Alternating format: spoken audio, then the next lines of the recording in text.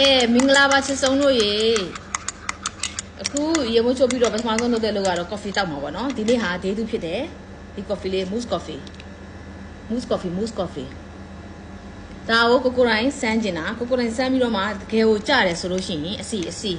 တကယ်ကိုအစီကြတယ်ဆိုလို့ရှိရင် page မှာတင်ရောင်းပေးဖို့ပါကိုကလေအနံ့ရတာ share ပဲသိလားတကယ်ကိုပြောတာအနံ့ရတာရမ်းကောင်းတယ်ဟိုအနံဆိုးမာတွေရတာခါမာတွေကြောက်တဲ့လူတွေပူစရာမလိုဘူးပေါ့နော်သူကသိတယ်မလား creamy side ပေါ့နော်အဲ့လိုပုံစံလေးတောက်လို့ကောင်းတယ်တော်တော်တောက်လို့ကောင်းတယ်တော်တော်ကောင်းတယ်ကျွန်တော်တနေ့ကိုနှစ်ခွက်သုံးခွက်တောက်ချင်တာအမှန်တိုင်းပြောလို့ရှိရင်ဒါပေမဲ့ဟိုပါပေါ့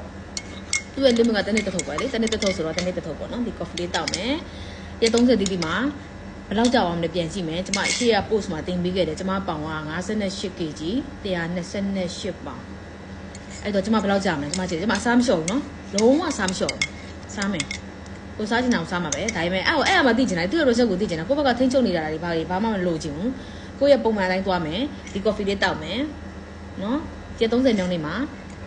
let's see what happen okay ဒါမှမဟုတ်ဒီဘက်မျိုးလုံးကနည်းနည်းရောင်နေလို့သိလားမျိုးလုံးတစ်ဖက်ကရောင်နေတာရားပြီးတော့ပုတ်လုံးသွားကြည့်တော့လေအဲ့အခုမျက်စင်းသွားဝယ်ဖို့ပေါ့နော်မျက်စင်းခတ်အောင်30မှာအဖြေသိချင်တာပြီအမှန်တိုင်းပြောရင်စောင့်တော့မစောင့်နိုင်အောင်ရမ်းကောင်းနေရောစီအဲ့လိုမျိုးလေးသလားတောင်းနေရတာတော့တကယ်ကြိုက်နေပြီမိုက်တယ်ဒါပေမဲ့ကိုကအမှန်တိုင်းပြောရှင် black coffee လေး coffee ခါကြိုက်တယ်လို့သိရမလားဒါတွေကတော့ instant coffee လို့ရတာပေါ့နော်အဲ့လိုမျိုး